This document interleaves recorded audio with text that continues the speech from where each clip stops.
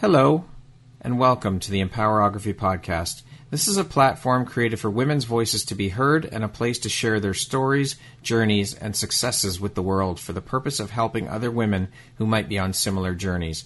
We are empowering women one episode at a time.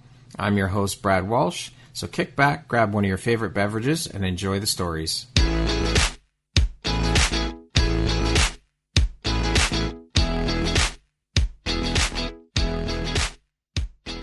Hello, everyone. Brad Walsh here, your host of the Empowerography Podcast. Today, my guest is Julianne Costigan. She is a fashion stylist and CEO, founder of a professional image consulting firm. How are you doing this morning, Julianne? I'm well, thank you. How are you? I'm pretty good. How's your day going so far? It's great. The sun is shining. The change of weather has been really refreshing. So anytime the sun is out, I'm happy. I know, it always makes it that much better of a day when the sun is shining and you can get some sun on your face and heat. It's always nice. Yes, couldn't agree more. So you're a fashion stylist to celebrities, women of influence, and some pretty big names in business. How long have you been a fashion stylist? I think anyone who feels like their passion has become their career would say they've been doing it for a long time. So I think, I started working with women when I started working at a high-end retail boutique when I was 15 or so in the town that I grew up in, which is Waterloo. Okay. So that's where I feel like my earliest sort of memory of really starting to understand what this career was. But I did a lot of things in between. So I think, in the industry in Toronto, I've been working here for about eight or 9 years, I guess, at this point. After university, I started, in the middle of university working under a fashion stylist here in Toronto. Okay. And then I transitioned when I graduated university to, my own clients and working with them and stopping the assisting work and fully being out on my own as a. Excellent. How and why did you get started in the world of fashion styling? Well, I think touching on, what I said in the previous answer, I have just always had an opinion on fashion. And I think very early on, I realized I had this relationship with clothing and I understood that I felt differently when I wore clothes that made me feel great. And I naturally had an opinion about what I would wear and what, my mom was wearing or, and I would vocalize those opinions. And luckily, my mom introduced me to this local boutique who then allowed me to volunteer when I was too young to work on their sidewalk sale. And then I eventually was hired by them. And that's where I really, I think, started styling. And so I've always had this passion and I think, it's part of you. It's innate. I don't know. In you. It's your your DNA kind of thing. It totally is. I don't remember really a day in my life other than maybe when I go to the cottage and give myself a break and don't wear my best clothes or put on makeup or anything. It's always been a part of my day. Right. And I can remember choosing what I would wear from the age of 3. And wow. And you can see that in from images. 3 years old? Yeah. I had an opinion and luckily my family allowed me to vocalize that opinion. And so, I've loved hats and sunglasses and platform sneakers from like the age of 4. So, wow. So anyway, I think, it's always sort of been in my DNA. Absolutely. Right. So what advice or how would one that wants to get into the world of fashion styling, what would you tell them? How would they start getting into this world if they wanted to have a career in this industry? Well, I think, for me, I started working at a young age, but I went to school for fashion communications at Ryerson University.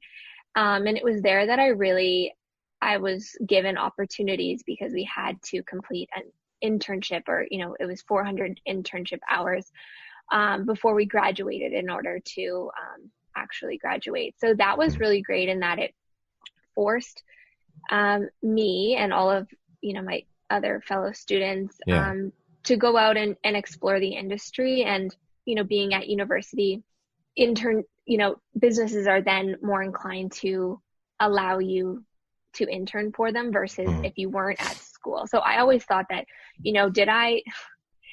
was school and what I learned in school the thing that allowed me to be a stylist? No.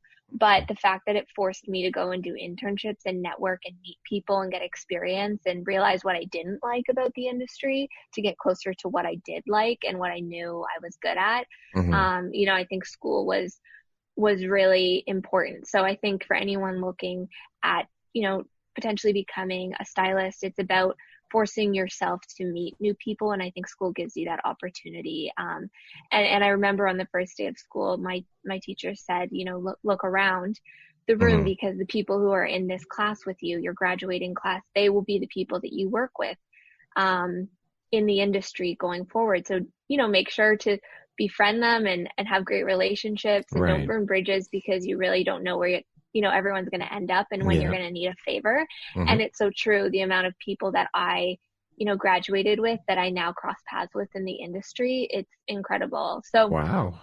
So I think school is a great starting point because it just gives you opportunities. But, if you don't go to school, I think putting yourself in situations where you're going to meet the right people, that's everything in life. And whether that's like finding your, getting an opportunity to work in the industry or finding your next job. I think that's, people connect people. And that's something I think everyone learns at some point, that it's really important to develop relationships like that and put yourself in the rooms with the right people to achieve what you want.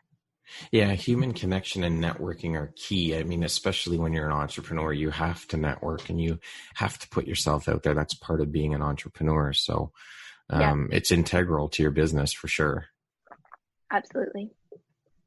So where do you pull your inspiration from when you're styling clients? For me, I used to do a lot more advertising work.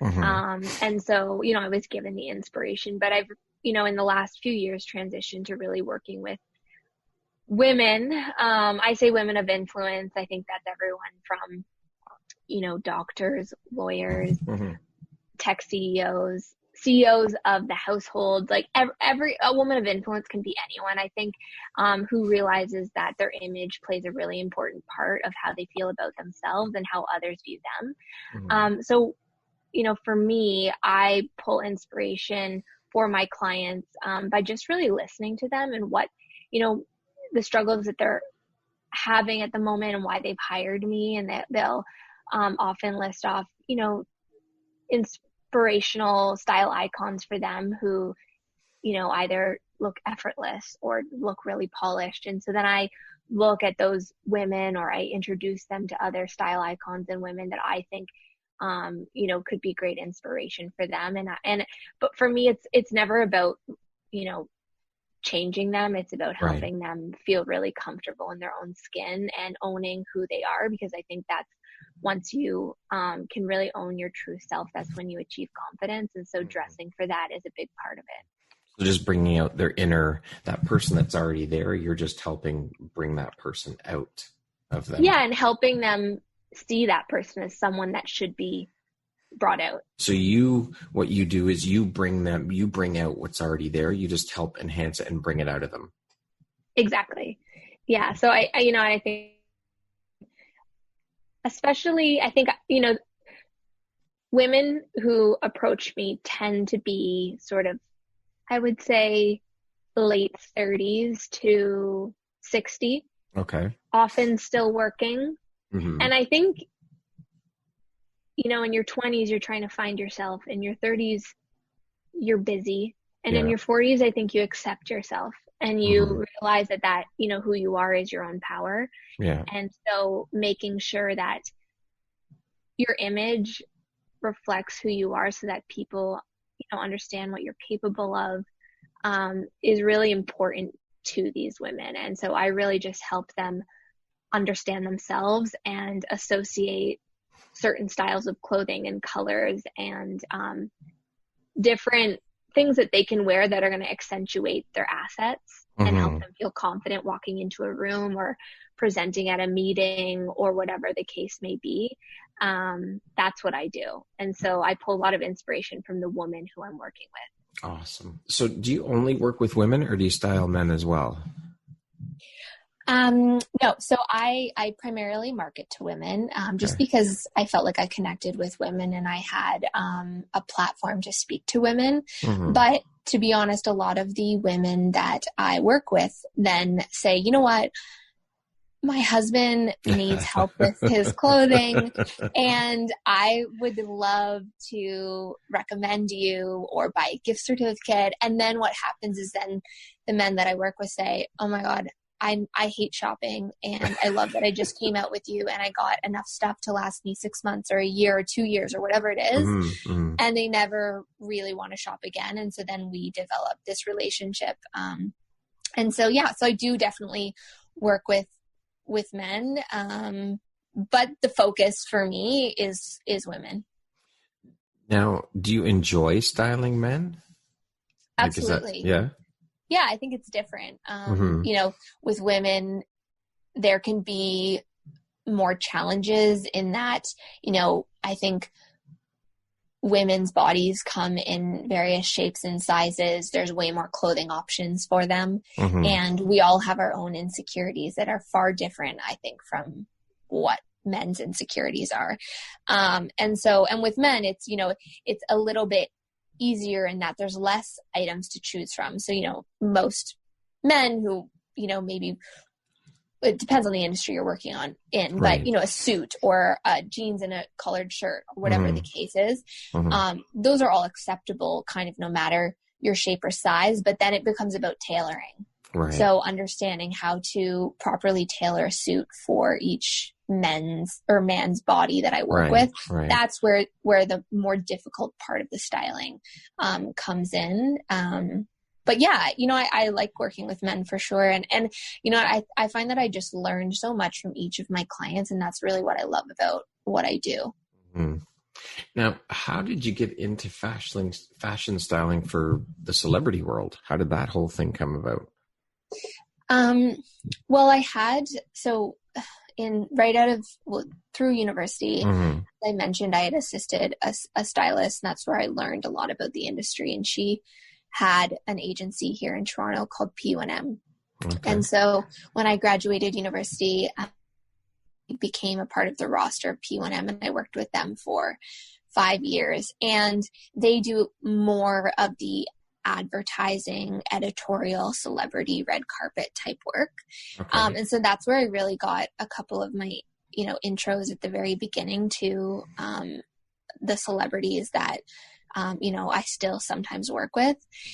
And then often I think what happens is you meet one celebrity and then their agent might recommend you for someone else. And I think word of mouth is still really powerful, but I'm definitely thankful to P1M. They put me in a number of situations where I was able to meet clients that I might not have had the opportunity to otherwise. And like I said, I think word of mouth is really still powerful. And so that's how I've gained some new clients. And, you know, but I mean, you know, the Bianca Andreescu is one of my more recent clients. And she was someone who, you know, when she won the US Open, she was doing her US press. Myself and my team, we just reached out to her team on a whim. And we said, hey, we know that Bianca has her Canadian press tour coming up, and I'm sure she's so busy. And we have relationships, and we would love to help her, you know, pull some looks so that she doesn't have to think about that part when she comes back to Canada. And, you know, sometimes it's that simple, you know, you offer a service to someone who needs it, who just maybe didn't have the time or they didn't know where to look in Canada. And so sometimes that can work too. And to be honest, I'm working on doing that more. And, you know, the worst that you can get is no response. That's right. Otherwise, right. You know, it could be a missed opportunity. So yeah, for sure. So yeah, so I think that's for the most part how I've been introduced to a lot of the clients that I have. Yeah, I think some people, no matter what industry you're in, some people are just scared to ask that initial question because they don't want to be denied, or they're scared or whatever the case. But you never know until you ask. You may be completely surprised. And as you've just explained, I mean, she became a client. So sometimes all you have to do is ask. Yeah. And I think, you know, being afraid of failure is your worst. It could be the worst thing, detrimental to you in your career as an entrepreneur. So just being open to the opportunity rather than, you know, I never really think about it as a failure. You know, if I don't get a response, it's not a failure. Yeah. Yeah. It's just, you know, okay, next time we'll keep doing it, reach out to them again, find another opportunity. So yeah, I've always been told that just because a client says no doesn't mean it's permanent no. It just means no, not right now. Exactly. So it's always good to keep that in mind as an entrepreneur and remember that, because fear of failure is your worst enemy, 100%. For sure. Yeah, and I think timing is everything, right? And it's just important to keep. And, you know, I think I've said that to people who have reached out to me who've wanted to intern or work with me or anything. And, you know, sometimes you have a day where you have, you know, 200 emails and you just, you miss one accidentally. And so it's really important to be, what is the word? Persistent. You know, persistent. Exactly. And I think that shows also true. That's the kind of person I want to hire, is someone who doesn't take no for an answer, right? And just to say, oh, I emailed but I didn't get an answer, okay, I'll give up, that's not good enough. No, and that's not. So I think it's important, whether you're on the, you know, me trying to land a client, I need to be persistent as well, right? And show why I think I need to be working with them. So, well, as you've said, right, employers will recognize that quality in someone who's reaching out looking for work, that, hey, this person is really interested, let's bring them in. Absolutely. Yep. So what's your approach when styling a client? Can you walk me through how you decide upon how to style a client? What's the process you go through from start to finish, from when they contact you to? Yeah. So for new clients, from start to finish, it usually starts in, you know, an inquiry email or an Instagram DM. And then I get on the phone with them and, we just talk about, you know, why are you reaching out to me? Why do you want help?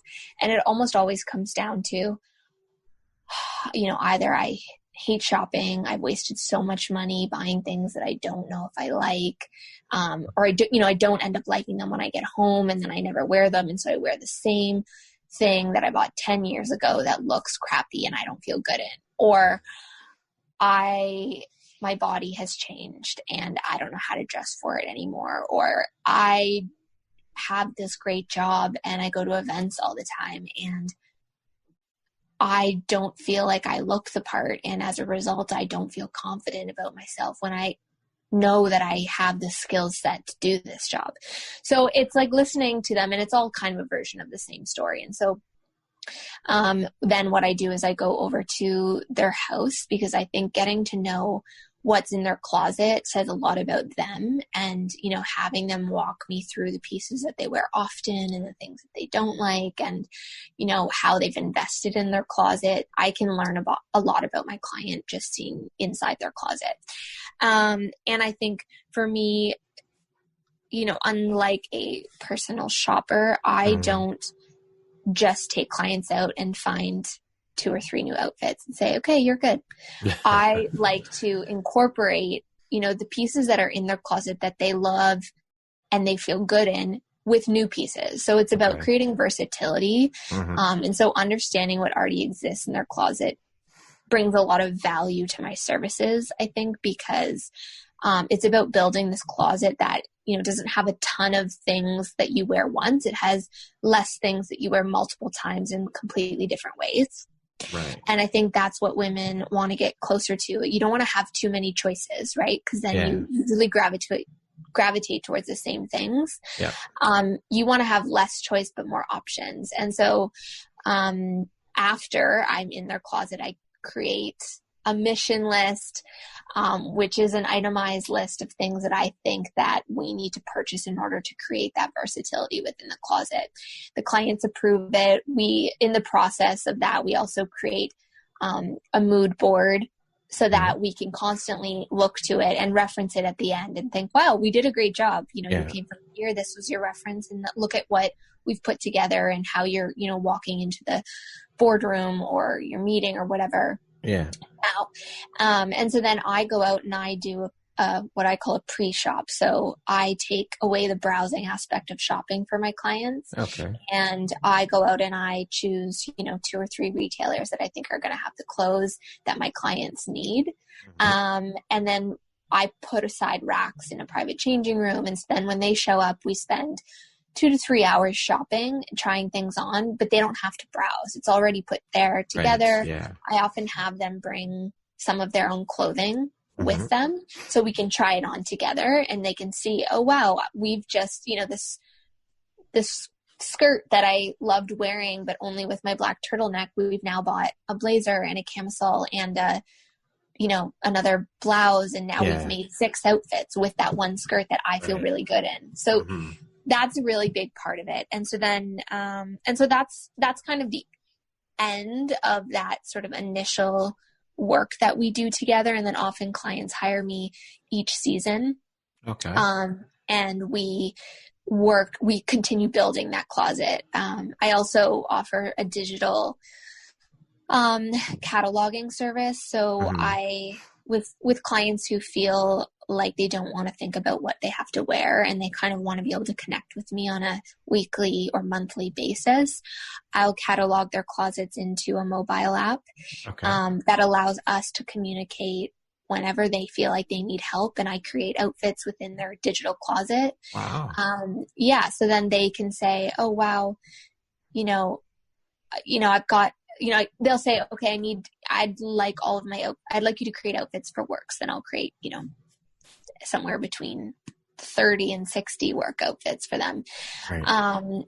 And then what it allows us to do is if they have a meeting or, they've got to travel somewhere and they need me to help create a packing list, I can digitally go into their closet, say, okay, you send me your itinerary. Okay, this is it. Okay, for this meeting, I think you should wear this. For this meeting, this. Here's your digital packing list. That's pretty damn cool. Yeah, so it is really cool. And I think I'm trying to work on making this part of my business even bigger. So that's sort of my main goal at the moment, is working on that aspect of it. But yeah, I think it's really interesting. I think a lot of women that I work with want to look great and feel great, but they don't want to spend the time doing it. Right. So if they can help, they can ask me to help them do that. Yeah. It frees up more time for them to either spend with their kids or do their work, or have a drink with their girlfriend instead of, spending 2 hours figuring out what to pack for that flight they've got tomorrow, Yeah. The joys of technology. Wow. That's pretty incredible. Yeah. So yeah, it's great. I love it. It's still a work in progress in terms of where I want it to be. But that's what I'm working on right now. Very cool. What would you say is the most exciting or interesting part of your job? I think for me, the most exciting part are the messages I receive when, my clients say, I had a meeting today and I went in and I felt so much better than I ever had before. And I feel like I was able to speak confidently and my boss noticed, or, my colleagues are saying how great I look and I'm just feeling so much better about myself. Like that is the most rewarding and exciting part of, my job for me. And that's really what drives me. And, that's why I'm doing what I'm doing, because I think I'm having an impact on these women's lives and helping them see themselves for who they really are. And that excites me. Yeah, having an impact on someone's life is incredibly rewarding. It's amazing. It's an amazing feeling for sure. Yeah. Is there anything that you know now that you wish you knew when you first started out? I think I remember when I was starting out as a stylist, you're trying to find out, who are you in the industry? Why is someone hiring you? And what is your aesthetic? Like how, because everything for me when I started, I had this goal of, I thought I would want to be a fashion editor, because that was sort of like, if you become a stylist, that's the end goal, is that you become a fashion editor. Okay. And so, but before being able to be a fashion editor, you kind of have to have your own recognizable aesthetic. And that's really hard. And I find it's really hard to figure out what that is in an image-based industry, because you're constantly surrounded by images with Instagram. It's hard not to want to be influenced Right. And I think those who truly are editorial stylists, they have that from the beginning. And so I don't think that I had that as much, but I didn't know that me as a stylist in the industry. And I think I eventually started looking at, why are my clients hiring me? And that's when I realized what I thought my hidden talent was.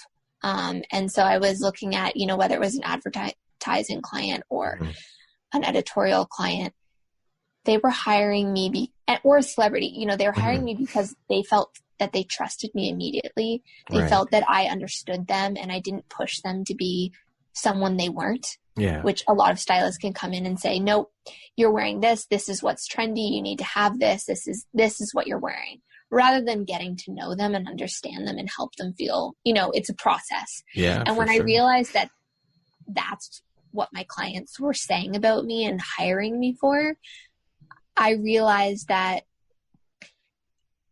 moving into the, image consulting industry probably fit my skill set way more. Right. And so I wish that I would have a little bit earlier on listened to maybe my gut when I was insecure about trying to find, what is my aesthetic?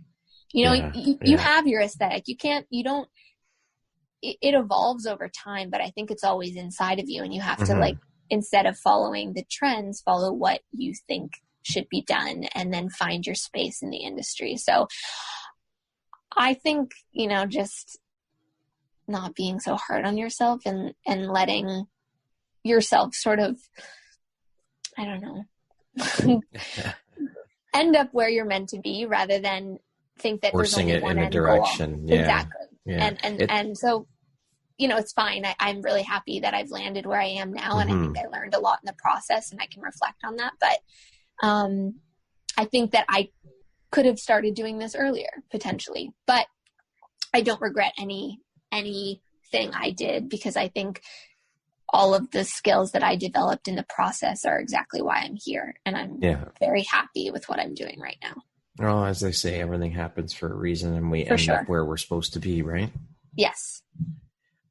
Which fashion stylists do you look up to or admire? There's someone I recently discovered, and I've been communicating with now.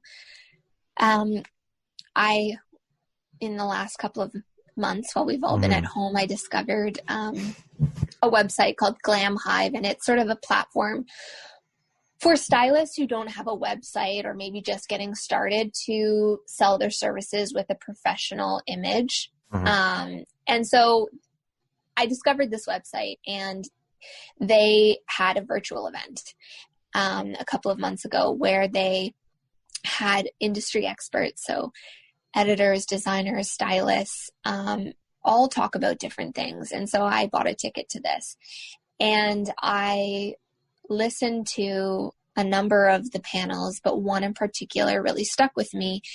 And it was this male stylist in LA. His name is Andrew Weitz. And he spoke to me because what he was saying is exactly what I'm doing now. And I haven't really heard of anyone who approached fashion like I am.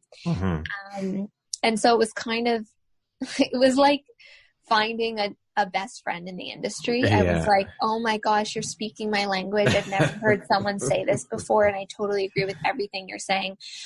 So I really look up to him because I think he just has this really unique perspective on what he's doing in the industry. And, you know, his what he talks a lot about is the connection between style, confidence, and success. And that's exactly what I teach to my clients too. Right.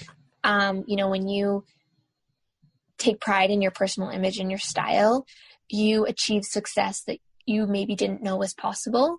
And that's purely because people see you as capable, because on the outside you look like it. So rather than them second guessing, you know, your capabilities, they just believe that you are capable, and then you achieve success. And I think it's so true. And I can follow a number of my clients in the process that we've been on, and they would absolutely attest to that.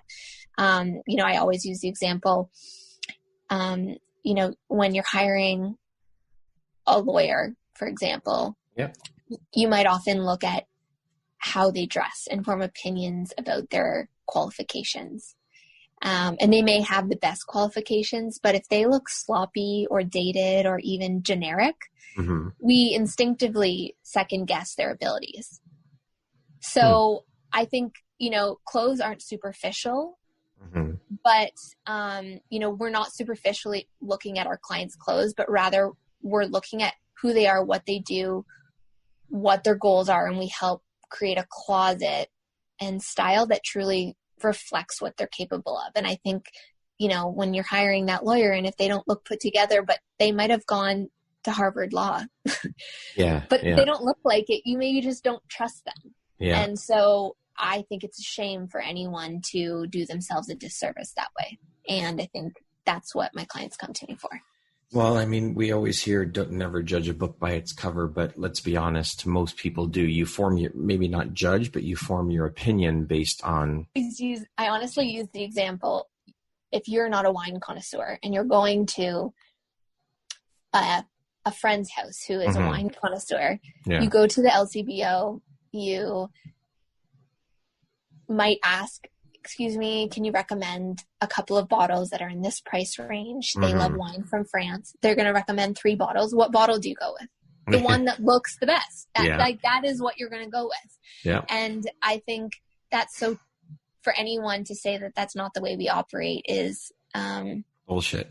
It is. It just is. Like it's just instinct. And so I don't know.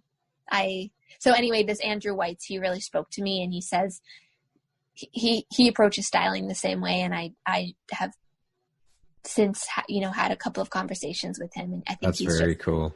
He's brilliant. And, I really think that he's great. And awesome. That's my approach too. Yeah. What do you think your unique skill set or superpower is that's helped you become successful? I think it's really just my ability to connect with people and make people feel comfortable quite quickly. A lot of what I do clients can be very nervous and uncomfortable and feel like they should have their image put like together, and they're embarrassed that they don't. And so when you're walking into a closet full of things that they own, it can be a very vulnerable place for them. And so it's really important that I make them feel comfortable to share their true selves with me, so that we can make sure that, you know, we get to the bottom of really what they're hoping to achieve out of it. So I think that's my unique skill set, is just being able to connect with people and gain their trust quite quickly. Well, again, connections are everything. So yeah, I can see that. What are some challenges you faced early on, and how did you overcome them? You know, I think it goes back to that, I forget the exact question you asked before, but, you know, just developing your unique brand as a stylist, that was challenging, and feeling like you had to define it Yeah. and then do it. And instead, I think you define it as you work. Right. And you discover why people hire you. But it's hard, you know, I think with age comes wisdom. And so every year I work in the industry, I learn something new about myself, about others. And so, you know, I'm still learning every, and I learn from my clients who have learned and give me advice. So, you know, I think the main challenge though is just trying to find where you fit in the industry. And I think that's, you know, I've figured that out now. And so now it's just perfecting my craft. Excellent. What is a passion of yours that you rarely share with people, and why not? Well, I was a competitive Irish dancer my whole life. And that is something I don't think I don't purposefully not share it. But when I danced, there wasn't Instagram and you can video competitions and all of that stuff. So any of the accomplishments I have from that are not documented really, other than in maybe some photos. So, you know, it comes out on St. Patrick's Day or certain nights where there might be a couple of glasses of wine involved, but it's not something I'm really talking about a lot, but it's a huge part of my history. And, you know, really, I think I danced from age 7, I guess. And you know, Irish dancing is, you travel a lot with it. Actually, the major competitions are mostly in Ireland, England, Scotland, and the US. So, I learned a lot about dedication and hard work and, you know, having to multitask a number of, you know, schoolwork and travel and, you know, really perfecting my skills as a dancer as well. So it actually, I've always left it on my resume because I felt that it really contributed to who I was as a person and taught me a lot more than my, you know, couple of shifts at American Eagle, you know. So I always left it on my resume. So anyway, yeah, that's kind of a part of my life. Interesting. A lot of people don't know about, but yeah, I'm proud of it for sure. And so you should be. That's a big part of your life. It's a big part of who you are and made you who you are. So it taught you more than just dancing. Yes, for sure. And I think you look at any young adult who had a dedicated sport or, you know, music or whatever it was, that I think a lot of successful people were really dedicated at a young age to something else. And so they understand, you know, hard work and all of that. So, and what it takes to get things going. And they understand failure, you know, and that's a huge part of being successful too, is being able to fail and keep going. Yeah. Pick yourself up, dust yourself off and try again. Right. Yeah. What sound or noise do you love? You know, when I got one sort of month off a summer and I would go to my cottage and, you know, for me, a sound that I love is just the sound of the lake crashing up on the shore. I think it's so peaceful and relaxing. And, I think that sound just, I think I daydreamed a lot, you know, or night, I don't know, when I was going to bed and you're hearing that sound. For me, I think it's not only relaxing, but a nice sound that allowed me to daydream about what my life might look like. And it's always a constant reminder when I go up there and I listen to that to, you know, keep doing that and keep dreaming. Cause that is, as an entrepreneur, I think an important part of growing. Yeah. For sure. What profession other than the one you're currently in would you like to attempt in your life? This is always a funny one. And I feel like I've always had an answer to this. From a young age, I don't know, when I worked in retail, I was never allowed to be on cash. I was always with the people. And maybe that goes back to me being able to connect with people. Right. but I always wanted to run the cash register. And so I've always thought when I, one day maybe retire, I would love to work at my cottage at the local grocery store and run the cash and have those personal relationships with, the customers, the people who, you learn that they only buy, Honey Crisp apples when they're 50% off, and you let them know that, today, Frank, the apples are, I'd love to have that. I don't feel like I think from a young age, I was always working towards this greater goal. And I think there's something so beautiful about going to work and just truly connecting with people. And that's the goal. And I would love to have a job like that one day where I go to work, I connect with people, I go home and I'm satisfied, and press a few buttons at the same time. Very humble, very low key. I love it. And just a place where you can go to work and just come home and leave the job at work. Yeah. Think about it, right? Yeah, exactly. Nothing wrong with that. I think that's very admirable. What's something people seem to misunderstand about you? I don't know the answer to this one. Okay. I am a pretty easy, go with the flow type of person. So I don't feel like I have a lot of, confrontations or arguments with people. So as a result, on the top of my head, can't think of something that people, but it's probably the fact that I am so easygoing. They might think that I'm, I don't know. I actually don't know the answer to that question. Okay, that's okay. I have to think about that one. That's okay. How would you describe yourself in one word? How would I describe? I think hardworking. Hardworking? Okay. Yeah, I think that's, anything I do, that comes very naturally to me. Hard work. I don't think I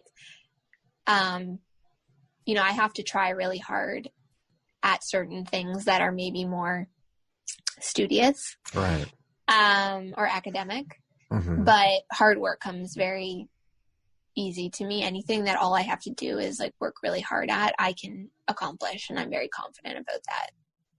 Confidence is key for sure. What makes you smile?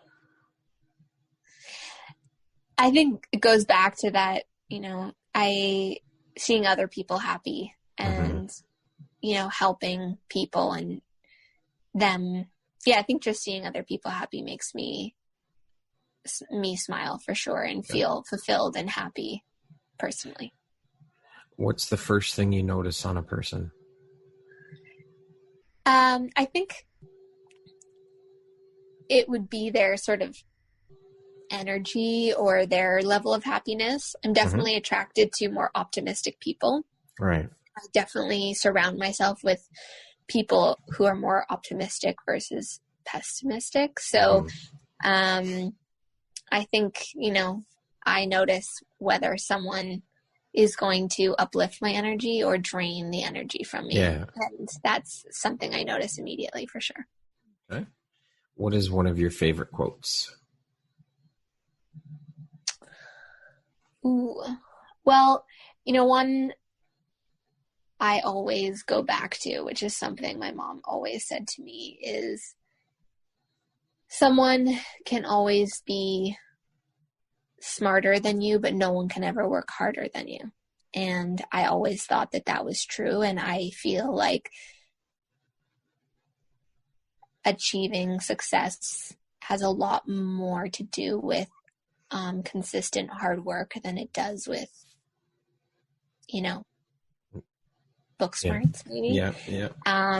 And I think I've achieved any of the success I've achieved has been through hard work. I was totally a slow learner dancing.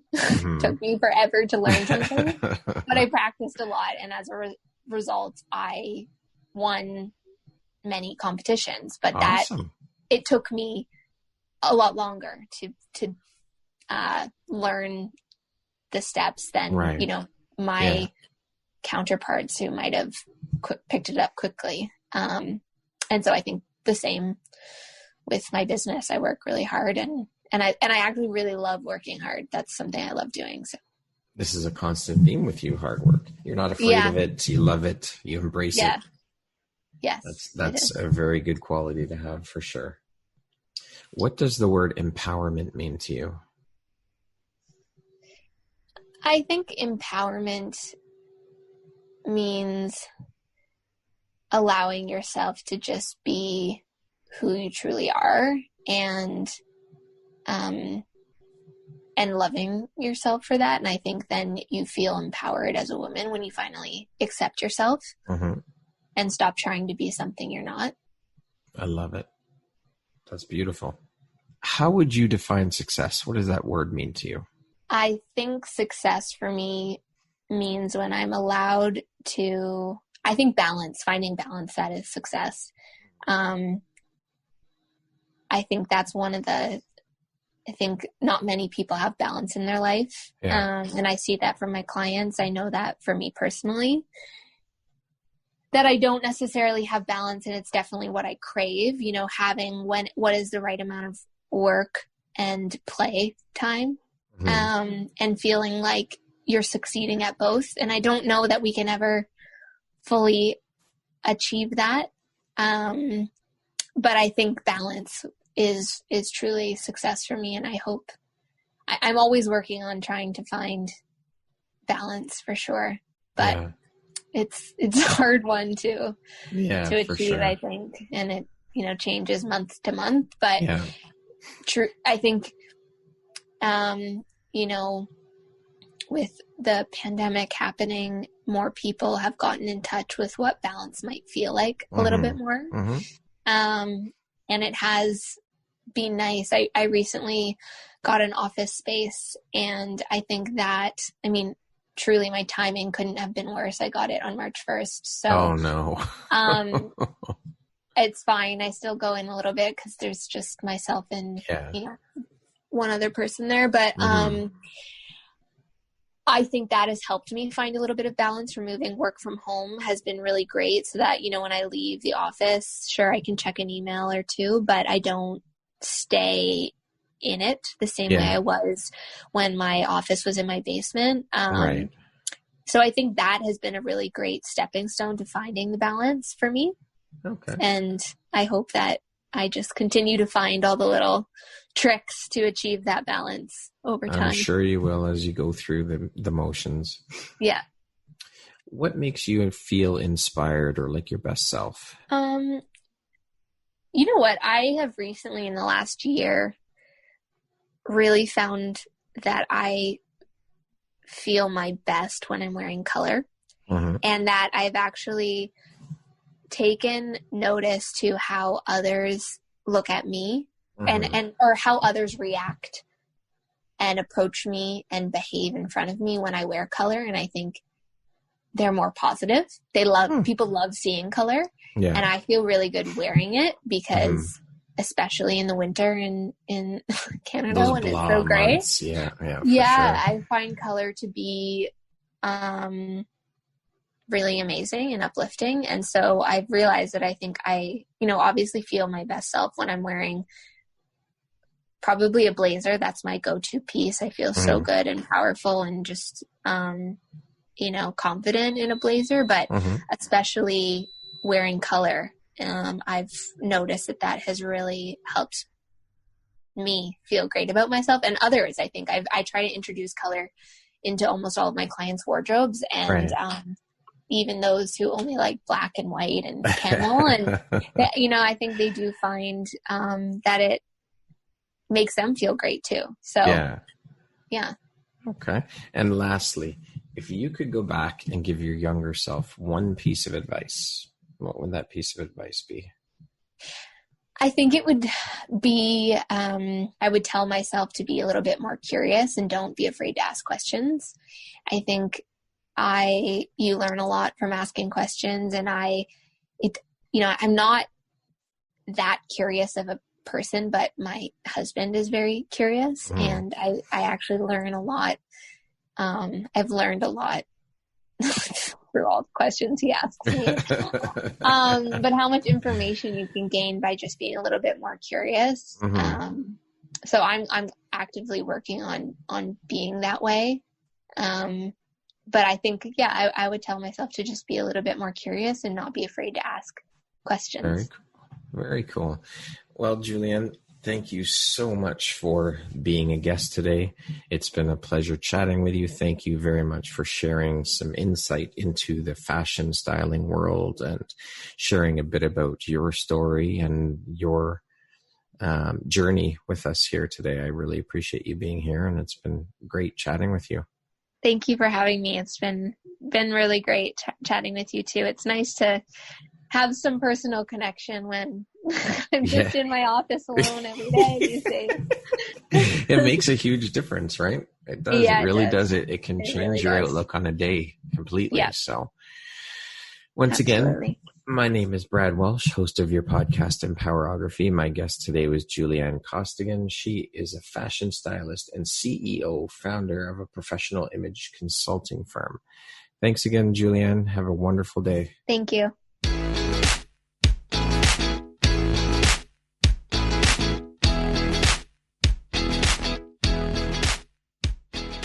Thank you very much for listening to this podcast. If you haven't yet, please be sure to subscribe, rate, review, and share with all your friends. You can find me at visuphoria.ca and follow me on Instagram at Empowerography Podcast and on Facebook at Empowerography. Please join me next time for another inspirational story from yet another amazing woman.